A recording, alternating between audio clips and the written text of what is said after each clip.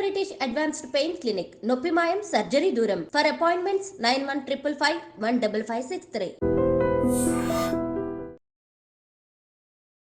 Police department ఈ department ఎందుకో బాగా ఈ మధ్యకాలంలో గత 3-4 నెలల నుంచి అయితే పూర్తిగా వార్తల్లో ఉన్న పరిస్థితి అయితే కనిపిస్తోంది. ఈ మాట ఎందుకు అంటున్నామంటే చాలా ఇన్సిడెంట్స్లో పోలీసుల మీదనే చాలామంది కంప్లైంట్ చేస్తున్నారు, లేదంటే వాళ్ళ గురించే చెప్తున్నారు. అండ్ వరుసగా ఇన్సిడెంట్స్ కూడా వాళ్ళనే వేలెత్తి చూపించిన పరిస్థితి అయితే కనిపిస్తోంది. ఫర్ అన్ ఎగ్జాంపుల్ కొన్ని ఇన్సిడెంట్స్ని నేను ఎగ్జాంపుల్గా చెప్పబోతున్నాను. ఎందుకంటే పోలీస్ డిపార్ట్మెంట్లో అసలు ఏం జరుగుతోంది, ఎందుకని ఇంత కాంట్రవర్సీ దాంట్లో వీళ్ళు ఉండిపోతున్నారు అనేది కూడా ఈ మధ్యకాలంలో వరుస ఇన్సిడెంట్స్లని చూస్తే మనం అర్థం చేసుకోవచ్చు. ఫర్ అన్ ఎగ్జాంపుల్ నేను కొన్ని ఎగ్జాంపుల్స్ చెప్పబోతున్నా.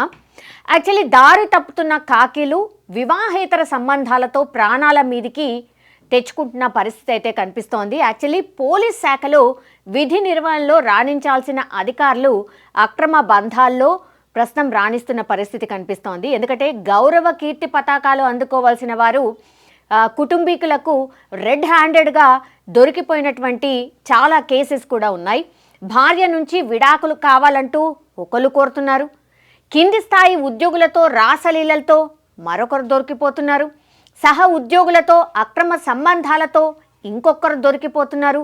ఇలా పోలీస్ శాఖ ప్రతిష్టను దిగజారుస్తున్నారు కొంతమంది అనేది ప్రధానంగా మనకు ఇప్పుడున్నటువంటి వార్త. పరువుకు భయపడి బయటకి రాని ఘటనలు చాలా ఉన్నాయి. ఒంటరి మహిళ బాధితురాలై స్టేషన్ మెట్లు ఎక్కితే వాళ్ళకున్నటువంటి పవర్స్తో అధికార దర్పంతోనే వాళ్ళని లోబర్చుకున్న ఘటనలు కూడా చాలానే ఉన్నాయి.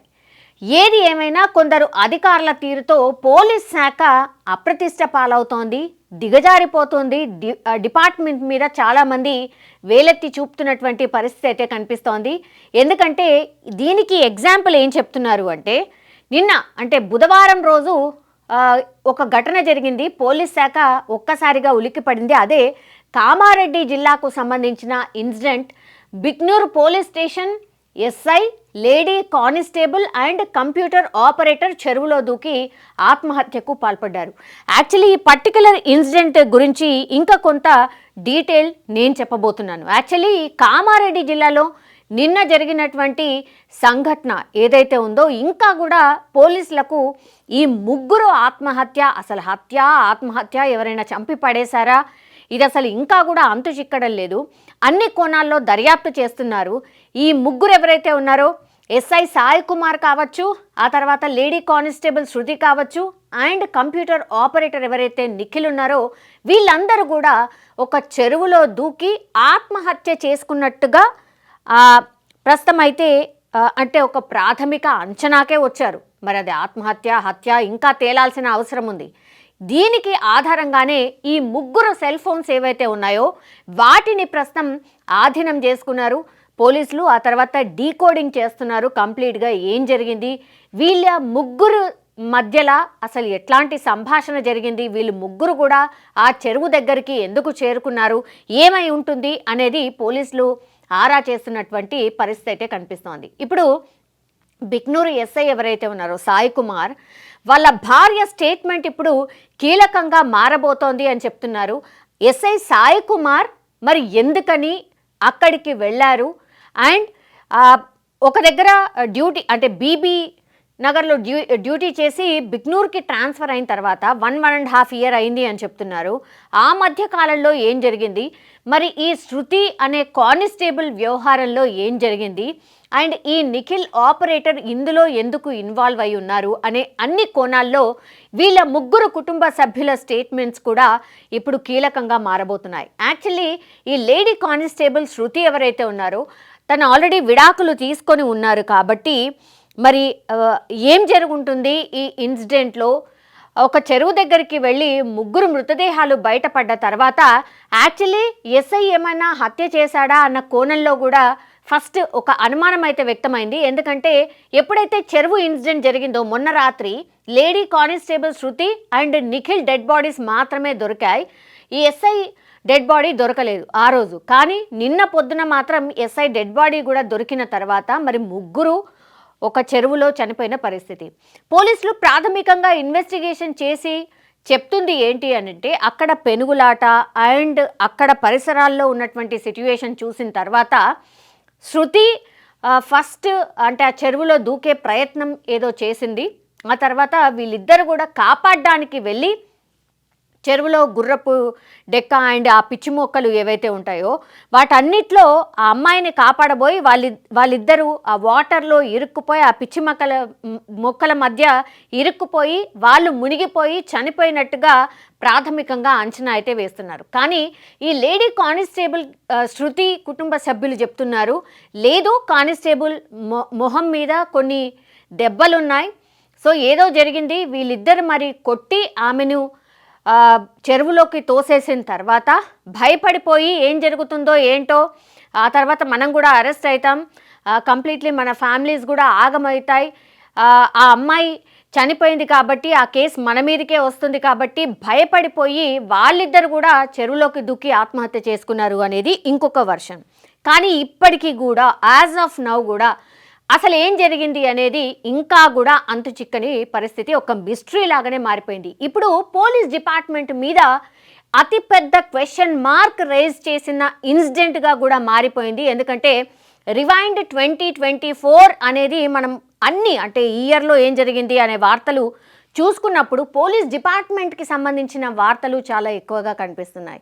ఇప్పుడు నేను చెప్పింది కామారెడ్డి ఇన్సిడెంట్ కదా, ఆ తర్వాత కొన్ని ఇన్సిడెంట్స్ నేను చెప్పబోతున్నా. అవేంటి అని అంటే ఒకసారి చూడండి. పోలీస్ శాఖలో కొన్ని ఘటనలు జరిగినాయి ఈ ఇయర్ మొత్తంలో. వరంగల్ కమిషనరేట్ పరిధిలో ఓ సిఐ ఎస్ఐని అప్పటి ఐజీ రంగనాథ్ సస్పెండ్ చేశారు.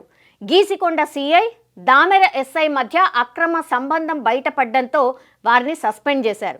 సుబేదారి పిఎస్ఎస్ఐ వేధింపుల కేసులో యువతిని కేసు విత్డ్రా చేసుకోవాలంటూ ఒత్తిడి చేశాడు. ఈ విషయం అప్పటి ఐజీ రంగనాథ్కి తెలియడంతో సస్పెండ్ చేశారు. అదొక ఇన్సిడెంట్. దెన్ నెక్స్ట్, కొమరవెల్లి పిఎస్లో ఏడాదిన్నర కింద అక్కడే పనిచేస్తున్న ఎస్ఐ భార్య తల్లిదండ్రులతో కలిసి స్టేషన్ ఎదుట ఆందోళన చేసింది. ఎందుకు?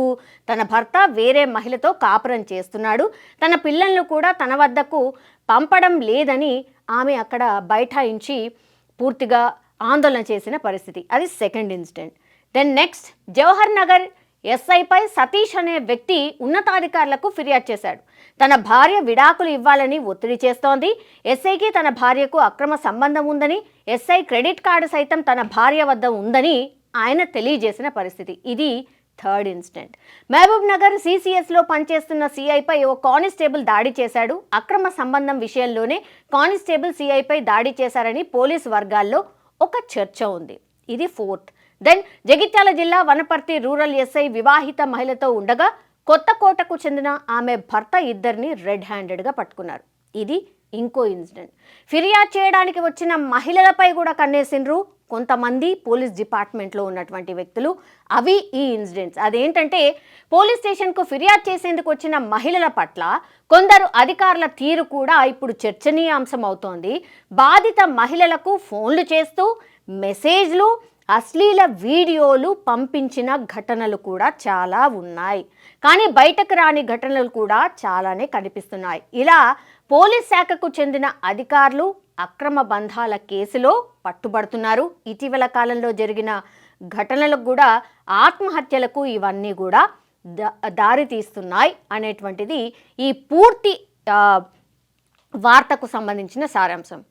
పోలీస్ డిపార్ట్మెంట్కి ఎవరైనా హెల్ప్ కోసం వెళ్తే మహిళలు జనరల్లీ ఫోన్ నెంబర్ తీసుకుంటారు ఫర్ అనే కాంటాక్ట్, అంటే కేసు ఏమైంది ఏంటి, దాని పురోగతి ఏంటి అనేది జనరల్లీ కాంటాక్ట్ ఇస్తూ ఉంటారు. అట్లా తీసుకున్న కాంటాక్ట్స్ మిస్యూజ్ అవుతున్నాయి అని చెప్పడానికి ఇవి కొన్ని ఉదాహరణలు. అంటే పోలీస్ స్టేషన్లో మనం కన్సర్న్ సిఐకో ఎస్ఐకో ఆర్ సమ్మన్ అక్కడ ఉన్నటువంటి వాళ్ళకి ఫోన్ నెంబర్ ఇవ్వాలి అంటే ఇస్తాం. ఇచ్చిన తర్వాత వీళ్ళు అంటే ఆ డిపార్ట్మెంట్లో ఉన్న కొంతమంది, అందరిని అన్నట్లే కొంతమంది మహిళలకు టైంలో అర్ధరాత్రులు కూడా ఫోన్ చేస్తున్నారట, అసభ్యంగా మెసేజ్లు పెడుతున్నారట, అశ్లీల వీడియోలు కూడా పంపుతున్నారట. మరి ఏం చేయాలా వీళ్ళని? వీళ్ళ మీద ఎంత సీరియస్గా ఉంది డిపార్ట్మెంట్, ఇదే కదా పబ్లిక్ అడుగుతారు జనరల్లీ కూడా. ఇవన్నీ కూడా పాపం కొన్ని సంఘటనలని వాళ్ళు వచ్చి చెప్పుకోగలుగుతున్నారు, కొన్ని అయితే అసలు చెప్పట్లేదు. ఎందుకు వచ్చిన బాధరా బాబు, మళ్ళీ పోయి అక్కడికే ఇయ్యాలా, మళ్ళీ మనం టార్గెట్ అవుతాం, మన కేసు దేవుడెరుంగు, మనం టార్గెట్ అవుతాం రా నాయన అని చెప్పి ఇంకో జోలికి ఎందుకు పోవాలని చాలామంది అసలు చెప్పట్లే. మరి ఎట్లా దీనికి సొల్యూషన్ మీరే చెప్పాలి. అగైన్ పోలీస్ ఆఫీసర్లే చెప్పాలి అండ్ ఉన్నతాధికారులే చెప్పాలి. అదే కోరుతున్నారు ఉన్నతాధికారులు. ఇట్లాంటి కేసులు ఏవైతే బయటకు వస్తున్నాయో వాటి మీద దృష్టి సారించండి. పబ్లిక్ ఇంకా వాళ్ళకి ప్రాబ్లం వస్తే పోయేది పోలీస్ స్టేషన్కే, పోలీస్ స్టేషన్లోనే ఇట్లాంటి సంఘటనలు, పోలీస్ ఆఫీసర్లే ఇట్లాంటి వాటిల్లో ఇన్వాల్వ్ అయితే ఇంకెక్కడికి పోవాలి, ఎవరికి చెప్పుకోవాలి? ఇది బేసిక్ క్వశ్చన్. కాబట్టి ఉన్నతాధికారులు చాలా సీరియస్గా వ్యవహరించిన అవసరం కనిపిస్తోంది. ఎవరైతే ఇట్లాంటి వాళ్ళ గురించి ఎవరైనా చెప్పాలని అనుకుంటున్నారో, నిజంగానే కొంతమంది కోరుతున్నారు, అంటే ఇప్పుడు వాళ్ళు కోరుతున్నది ఏంటంటే కస్టమర్ కేర్ వంటి సదుపాయాల ద్వారా న్యాయ సహాయం అందించాలని వారు కోరుతున్నారు. ఎవరు? ఇట్లాంటి వాటిలలో పాపం మహిళలు ఎవరైనా ఫిర్యాదు చేయడానికి వస్తే వాళ్ళే టార్గెట్ అవుతున్నారు. కాబట్టి ఒక కస్టమర్ కేర్ లాంటిది మాకు పెట్టండి, సో దట్ మేము ఫిర్యాదు చేయడానికైనా ఉంటుంది, అప్పుడైనా మీకు విషయం తెలుస్తుంది అని, ఉన్నతాధికారుల దృష్టికి వెళ్తుంది అని చాలామంది కోరుతున్నారు. సో ఆ దిశగా ఏమన్నా డిపార్ట్మెంట్ ప్రయత్నం చేయాలి అని మనం కూడా కోరుకోవాల్సిందే. ఎందుకంటే వరుసగా ఇట్లాంటి ఇన్సిడెంట్సే జరుగుతున్నాయి. ఈరోజు కూడా ఒక ఆమె కానిస్టేబుల్ అనిల్ అనే వ్యక్తి వాళ్ళ ఫాదర్కి ఏదో మనీ ఏదో సంథింగ్ తీసుకున్నాడు, జాబ్ ఇప్పిస్తామని. ఆ తర్వాత ఆయన కూడా వేధించడం స్టార్ట్ చేసిన తర్వాత ఇవాళ దీప్తి అనే మహిళ పాపం ఆమె కూడా ఉరేసుకొని చనిపోయింది. సో ఎక్కడో ఓ చోట సమ్వేర్ ఆర్ అదర్ ప్లేస్లో ఈ పోలీస్ వాళ్ళ ఇన్వాల్వ్మెంట్ చాలా చోట్ల కనిపిస్తోంది. సో ఇట్లాంటి బాధితులు చాలామందే ఉన్నారు. ఉన్నతాధికారులు దృష్టి పెట్టాల్సిన అవసరం అయితే డెఫినెట్లీ కనిపిస్తోంది.